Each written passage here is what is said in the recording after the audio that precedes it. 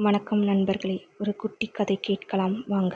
மனிதன் மலை உச்சியிலிருந்து தவறி விழுந்தான்.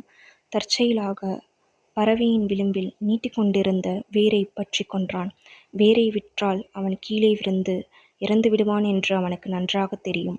அதுவரை கடவுளை நம்பாத அவன், கடவுளே, என்னை எப்படியாவது காப்பாற்றிவிடு, நான் உன்னை நம்புகிறேன் என்று கூறினான். உடனே வானிலிருந்து ஒரு குரல் கேட்டது.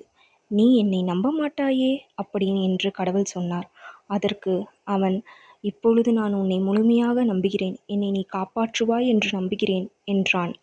அதற்கு கடவுள், உன்னை நம்ப முடியவில்லை என்றார். இல்லை கடவுளே, என்னை நம்பு, நான் உன்னை முழுமையாக நம்புகிறேன், என்னை காப்பாற்றுங்கள் என்றான். அதற்கு கடவுள், சரி, நான் உன்னை காப்பாற்றுகிறேன், முதலில் நீ பிடித்திருக்கும் வேரை விற்றுவிடு என்றார் கடவுள். அதற்கு அவனோ வேரை விடாமல், கடவுளே, வேரை விற்றால் நான் கீழே விழுந்து இறந்து விடுவேன் என்றான்.